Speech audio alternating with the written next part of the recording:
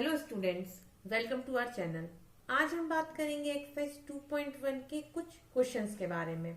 So let get start. सबसे पहले हम बात करेंगे क्वेश्चन नंबर 4 के बारे में।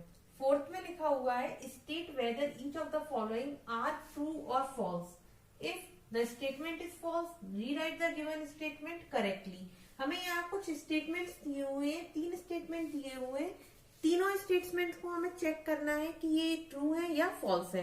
अगर ये ट्रू है तो इट्स ओके, अगर फॉल्स है तो हमें उस स्टेटमेंट को करेक्ट करके लिखना है। ठीक, तो सबसे पहली स्टेटमेंट दी हुई है if P is equals to number of element दिए हुए हैं M और N, और Q में भी कुछ एलिमेंट दिए हुए हैं N, M। उसके बाद में लिखा है P cross Q is equals to, ये इसका पेयर बन रहा है। तो क्या आप खुद देखिए यहाँ पर P का मल्टीप्लाई, इसमें कितने सेट दिए हुए हैं 1 2, यहाँ कितने दिए हुए हैं 1 2। अगर इन दोनों का हम मल्टीप्लाई करेंगे तो हमें यहाँ कम से कम 4 सेट बनते, जो कि यहाँ 4 सेट नहीं बने। मतलब देखते ही समझ आ रहा है कि ये जो है कंडीशन वो फॉल्स है। अब इसे हमें रीराइट करके लिखना है। सबसे पहले तो हम लिखेंगे इसे रीराइट करके। ये देखिए मैं यहाँ लिख के बता रही हूँ आपको। P मतलब यही इसका सॉल्यूशन होगा। P और Q दिया हुआ है N, N। इसका हम प्रोडक्ट करेंगे। P से पहले M का मल्टीप्लाई N में और फिर M का मल्टीप्लाई M में। तो M का N में करेंगे तो M, N। उसके बाद में इसका इसमें करेंगे M का M में। फिर M कंप्लीट हो गया, उसके बाद में N का मल्टीप्लाई करेंगे दोनों में। N का N में किया और फिर N का M में किया, N का M में किया। तो ये देखिए लर्नर्स, कितने सेट बने 1 2 3 4, 4 सेट बने हमारे। तो और यहाँ कितने दिए हुए हैं, यहाँ केवल 2 दिए थे। तो स्टेटमेंट जो है वो क्या है, फॉल्स है। तो यहाँ लिख देंगे hence the given statement is false. Hence the given statement is false. ये जो है वो क्या है, फॉल्स दी हुई है। ठीक, now moving toward the second one, non empty set. मतलब A और B जो है वो नॉन एम्प्टी है। अब नॉन एम्प्टी कैसे, ये देखिए। नॉन एम्प्टी का मतलब है जो सेट्स में एलिमेंट दिए हुए हैं, कुछ भी दिया हो सकता है। मैं एग्जांपल ले रही हूँ 1 और 2 दिया हुआ है, और B में भी ऐसे मुझे कोई भी दिया हुआ है। मैं यहाँ पर 5 और 6 ले रही हूँ।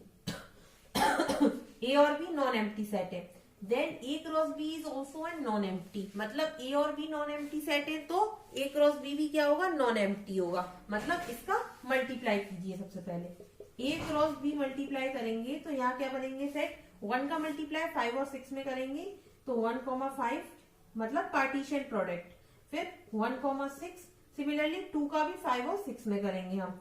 तो 2, 5 और 5, 2, 6।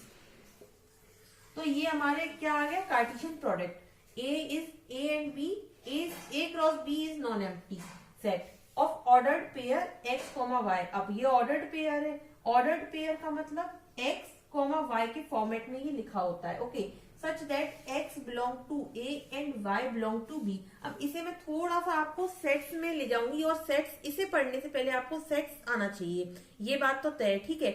आपको पहले इस चैप्टर के पहले आपको सेट्स प्लीज पढ़ लीजिए, क्योंकि क्या है, सेट्स के बिना ये चैप्टर आपका इनकम्प्लीट रहेगा, आपको नहीं समझ में आएगा। फाइन, तो आपको सेट्स पढ़ना बहुत कंपलसरी है। Then moving toward this chapter, तो इसके लिए मैं थोड़ा सा आपको सेट्स में बताऊंगी कि सेट्स में कैसे इसको कोरिलेट करना है हमें। तो अब यहाँ जो लिखा हुआ है X belong to A and Y belong to B, किस तरह से इसमें लिखा हुआ है मैंने आपको यहाँ बता दिया कि ये फॉर्मेट जो होता है पेयर का, ये कैसे होता है X, Y की। अच्छा, सेट्स में हमने पढ़ा था, हमने सेट्स में ये पढ़ा हुआ था सेट बिल्डर फॉर्म। इस तरह से हमने पढ़ा हुआ था सेट बिल्डर फॉर्म। क्या होती थी सेट बिल्डर फॉर्म का मतलब? सेट बिल्डर फॉर्म का मतलब होता था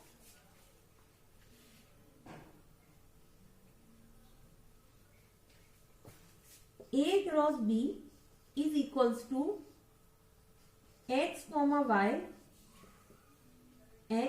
Y, जिसमें कि क्या होता था, X बिलोंग टू A और Y बिलोंग टू B, और जहां की क्या होता था A, B जो है वो फाइल नहीं होना चाहिए। यही होती थी हमारी सेट बिल्डर फॉर्म। जिसमें कि क्या होता था x कॉमा वाई जो पेयर है, x जो है वो a के बिलोंग करे और y जो है वो b के बिलोंग करे और a कॉमा b जो है वो फाई नहीं होना चाहिए।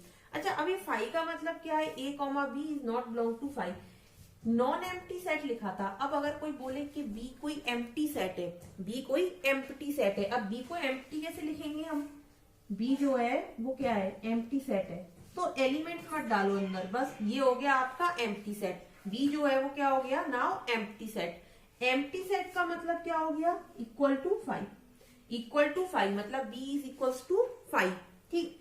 B is equals to 5 that means इसका डायरेक्ट मतलब है कि B जो है वो क्या है, एक एम्प्टी सेट है, ठीक।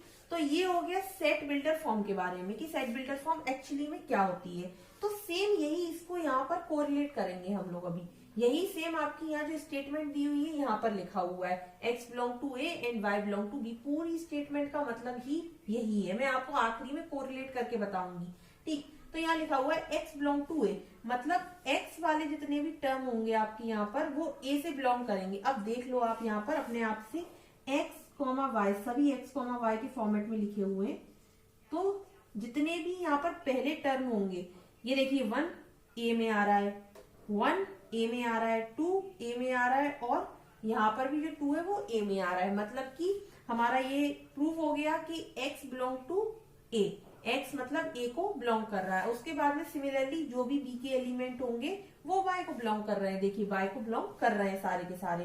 तो सेट बिल्डर फॉर्म जो है वो यहाँ पर एप्लीकेबल हो रही है। x कॉमा वाई मतलब किसी को भी मान लो, 1,5 को मान लो, x,5 लिखा हुआ है, 1,5 लिखा हुआ है यहाँ पर।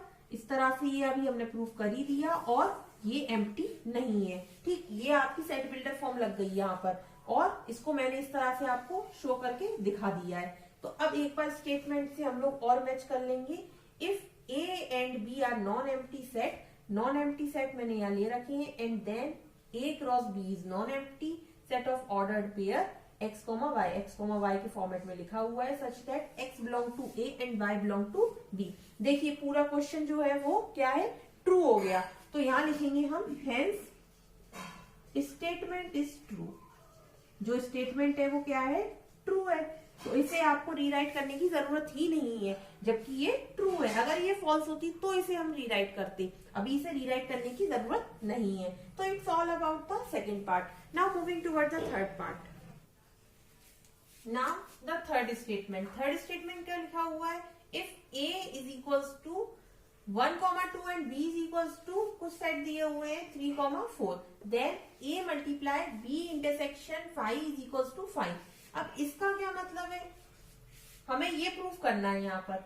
अगर ये प्रूव हो जाता है दैट मीन्स ट्रू है, अगर नहीं होता तो फॉल्स है। फॉल्स है तो इसे रीराइट करके लिखना होगा, ठीक। तो देखते हैं पहले ये ट्रू है या फॉल्स है। अच्छा, यहाँ लिखा हुआ है b intersection 5 is equals to 5, यही लिखा हुआ है। तो कभी भी आप एक बात को याद रखना कि कभी भी किसी भी एलिमेंट को या फिर कभी भी किसी सेट को मैं मल्टीप्लाई करूं 5 में, तो जो रिजल्ट आता है वो क्या आता है, 5 ही आता है रिजल्ट, ठीक है।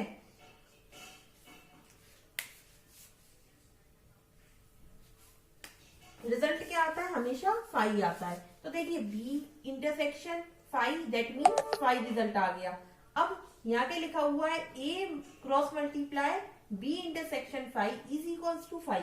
तो अगर a का मल्टीप्लाई, ये क्या हो गई टर्म आपकी 5 हो गई, तो a का मल्टीप्लाई 5 में कर रहे हैं दैट मीन्स यहाँ भी 5 आ रहा है। तो देखिए रिजल्ट तो प्रूव हो गया, a multiply b intersection 5 is equals to 5, hence prove. मतलब ये क्या हो गया, प्रूव्ड हो गया, हेंस प्रूव्ड। या फिर आप ये लिख सकते हैं स्टेटमेंट इज ट्रू। तो ये था all about question number 4। Now moving toward the fifth one.